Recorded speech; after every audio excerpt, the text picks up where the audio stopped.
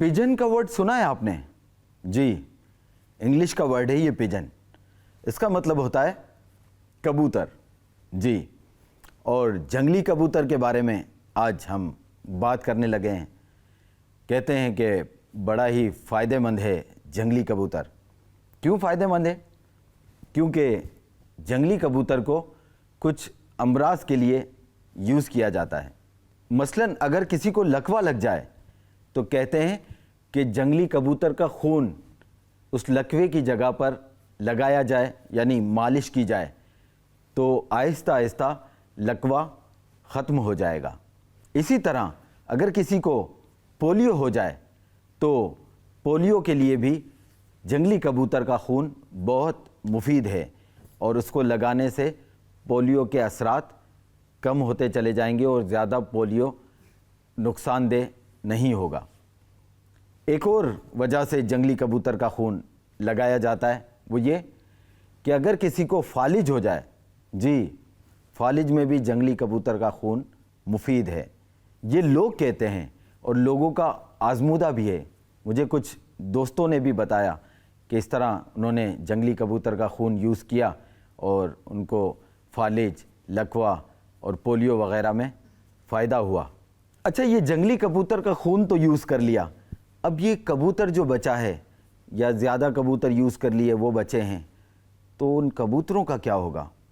क्या उनको फेंक दिया जाएगा या उनको खा लिया जाएगा? बाज़ लोग कबूतरों को फेंक देते हैं, बाज़ लोग पकाकर खा लेते हैं।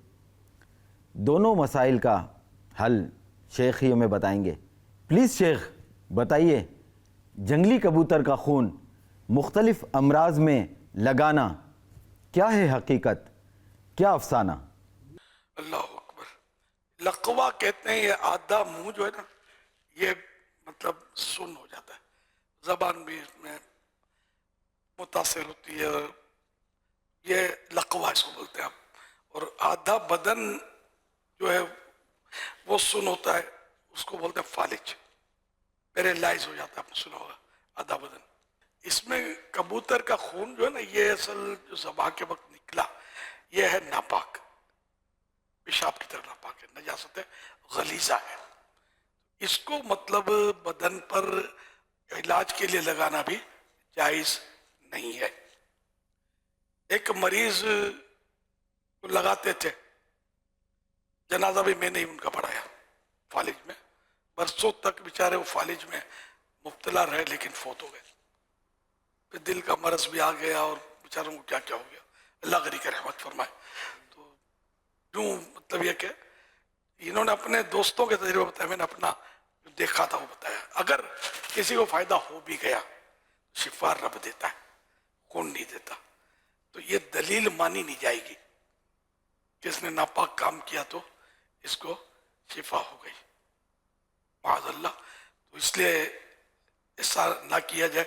रहा गोश्त, अब अगर किसी ने ज़बा करके माज़अल्लाह खून लगा भी लिया, तौबा तो करे वो, अब गोश्त भी फेंक दिया तो इसकी भी तौबा करे, क्योंकि माल ज़ाया किया ना इसने।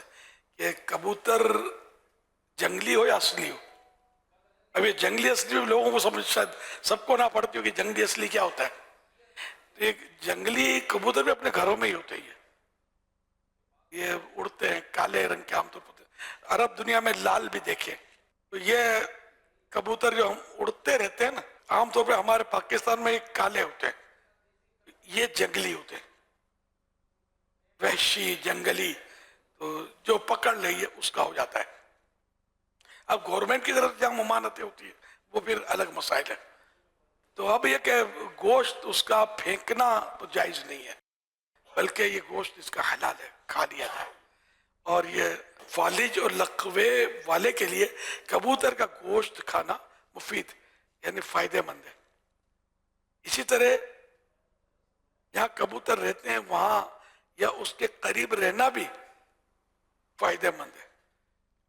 यानी मरीज, अब उधर कबूतर तो जहाँ रहते हैं, बाजों के यहाँ तो बहुत कबूतर होते हैं, बाजों का नहीं होते। अब इसमें जंगली असली का कैद नहीं है, लिखिए मुतलक है कबूतर, ठीक है ना। तो अब कबूतर के अतराफ में हो तो भी مریض کو فائدہ پہنچتی ہوں. کبوتر فائدہ کرتا لیکن یار لوگوں نے اس کا خون ملنا شروع کر دیا ہے. یہ میں نے بھی غالباً بچپن سے سنا ہوا ہے. صلو علی الحبیب صلی اللہ علیہ